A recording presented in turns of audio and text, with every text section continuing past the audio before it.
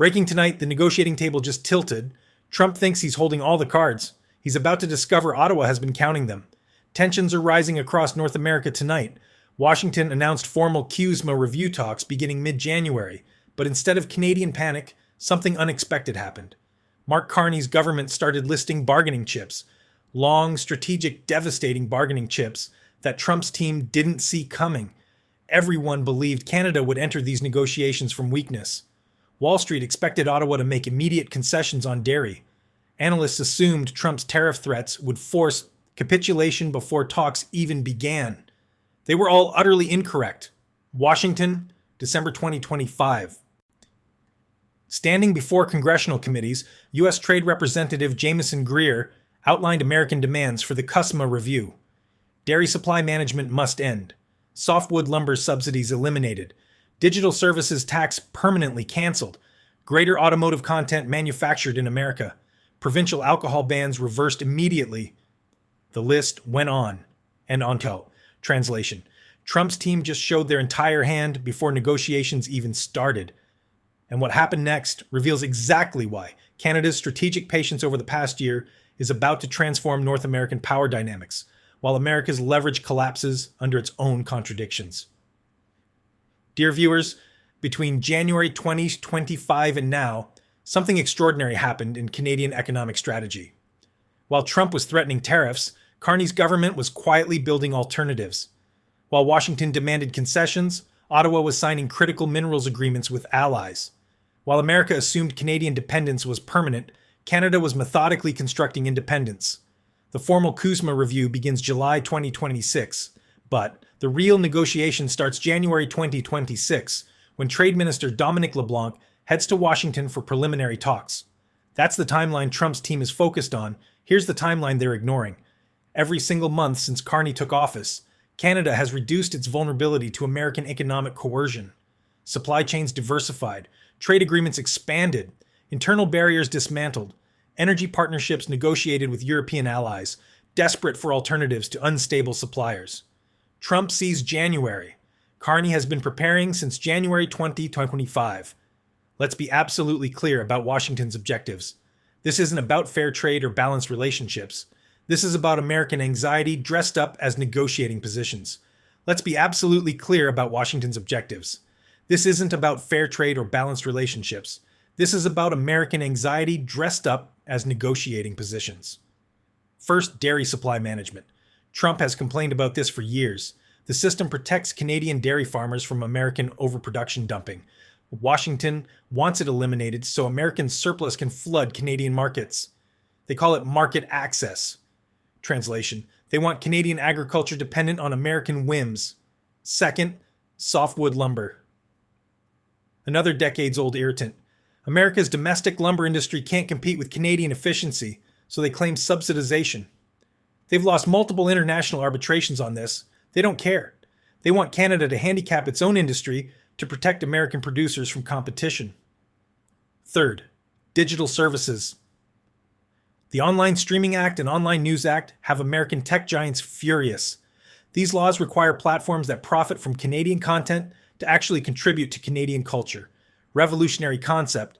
Washington calls them barriers to digital trade. Translation: they want American corporations extracting value from Canada while contributing nothing back. Fourth, the digital services tax. Carney paused this in 2025, trying to find a tariff off-ramp. Trump's team still isn't satisfied. They want permanent elimination with no reciprocal American concessions. Fifth, automobiles. Here's where it gets interesting. CUSMA already introduced stricter regional content rules, but Trump's Section 232 tariffs have completely disrupted North American auto integration. Now Washington wants even greater U.S. regional content. They want Canadian and Mexican facilities feeding American assembly lines, not building cars themselves. Notice the pattern? Every single demand reduces Canadian economic sovereignty while increasing American control over North American production. Ryan Majerus, former Assistant General Counsel at the Office of the U.S. Trade Representative during Trump's first administration, now at King & Spalding, said Washington will hash it out in negotiating rooms, just like the original CUSMA talks. That phrasing is revealing.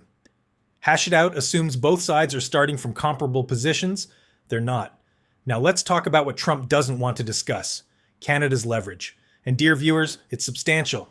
First, critical minerals. The Trump administration is desperately trying to break China's control over global critical mineral supply chains. Every advanced technology America wants to dominate requires minerals China currently controls. Lithium for batteries, rare earths for electronics, cobalt for electric vehicles. Canada has them in massive developable deposits. And Ottawa has spent the past year signing strategic partnerships to develop these resources with allies, not just Americans. Majerus himself admitted he could see the U.S. offer trade concessions in exchange for Canada providing a steadier supply of critical minerals. Translation: America needs Canada's minerals more than Canada needs American market access concessions. Second, British energy. Trump's administration is racing to build AI data centers. These facilities consume extraordinary amounts of electricity. America's grid is already strained. Brownouts are becoming common in major tech hubs. Where will the power come from? Canada, hydroelectric capacity, nuclear potential, renewable infrastructure, clean, reliable, abundant energy that American AI ambitions absolutely require. That's not a concession Canada needs to negotiate. That's leverage Canada can deploy. Third, the geopolitical context Trump keeps ignoring. His tariff barrage against allies has shattered long-standing assumptions about American reliability. Europe is diversifying supply chains away from American dependence. Asia is building trade networks that bypass American markets. Canada is accelerating trade negotiations with partners who increasingly see America as unstable.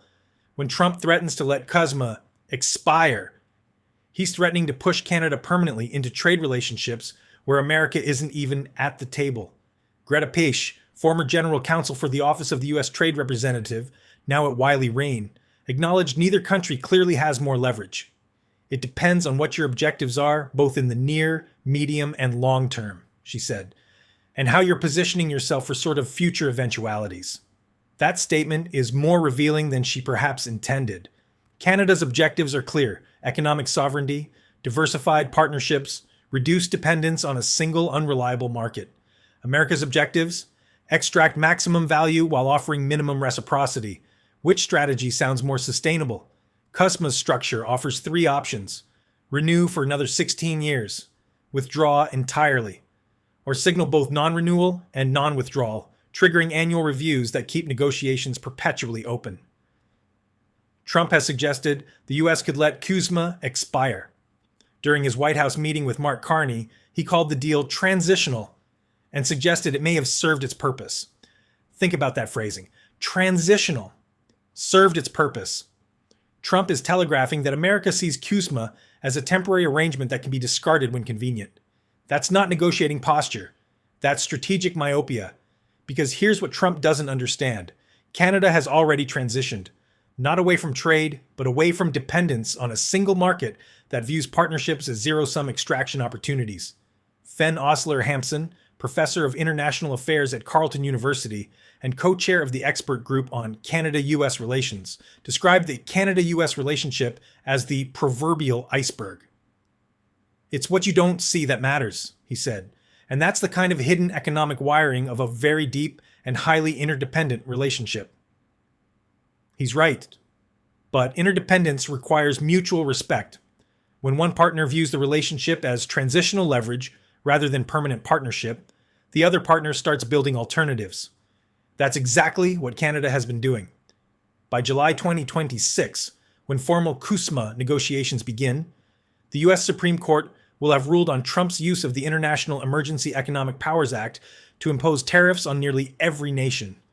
If the court removes that tool from the president's arsenal, it fundamentally changes American negotiating leverage. Without unilateral tariff authority, Trump's threats become substantially less credible. Congressional approval for major trade actions means deals require building coalitions, not issuing decrees. That's a negotiating environment where Canada's patient, methodical approach has significant advantages over Trump's chaotic ultimatums. Paish noted that if Trump decides to withdraw from CUSMA altogether, he might be able to do so without congressional approval. That's the scenario that should terrify American industries deeply integrated into Canadian supply chains. Automotive, energy, manufacturing, agriculture, all would face immediate disruption with no clear path to resolution. Canada would face disruption too, but Canada has been preparing alternatives. American industries? They've been assuming CUSMA permanence. The CUSMA negotiations will unfold during a bitter American midterm campaign. Democrats are fighting to retake control of Congress. If they flip the Senate or House in November 2026, Trump's negotiating authority becomes even more constrained. Any major changes to the trade agreement might require congressional review. The specifics aren't clear, as Paish acknowledged. How extensive are the changes?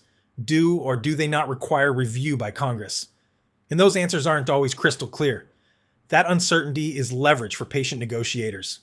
Canada can propose reasonable modifications, knowing that American political chaos might prevent Trump from accepting anything his own party hasn't pre-approved.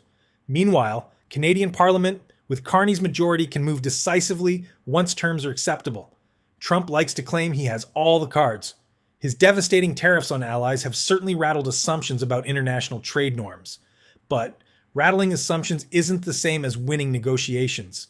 Under Carney, Canada has eliminated internal trade barriers that were more restrictive than some international borders. Canadian businesses can now move goods between provinces more efficiently than ever before.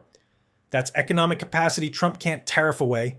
Canada has signed new trade agreements and accelerated negotiations with partners across Asia, Europe, and Latin America. These aren't hypothetical alternatives. These are functioning relationships that reduce Canadian vulnerability to American market access restrictions. Canada has positioned critical minerals and clean energy as strategic resources that allies need and are willing to negotiate fairly to access. That's leverage that increases rather than decreases over time.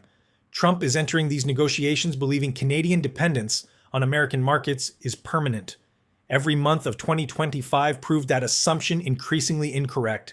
Every month of 2026 will prove it further. Here's what the CUSMA review actually comes down to. Does America want a reliable partner that contributes to continental prosperity? Or does America want a subordinate market that exists to absorb American surpluses and provide resources on American terms? If it's the former, these negotiations can be productive. Canada has no interest in hostile trade relationships. Mutually beneficial agreements serve Canadian interests perfectly well. If it's the latter, Canada has alternatives. And they're increasingly attractive to a Canadian public that has watched American chaos unfold for a year while their own government delivered stability and strategic competence. Trump thinks January 2026 is when negotiations begin.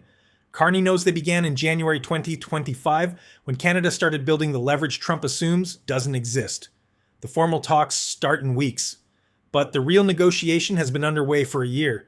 And Canada is entering these discussions with resources America needs, relationships Trump has damaged, and a government that has proven it can deliver results without American approval.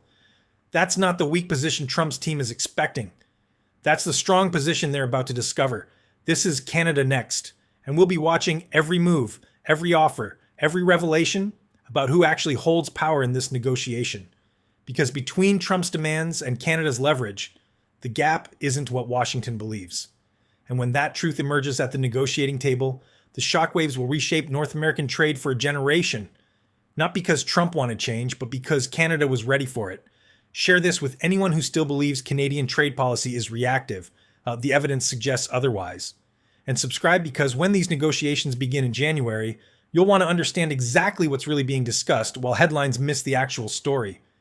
The cards are about to be revealed, and Canada's hand is stronger than Trump calculated.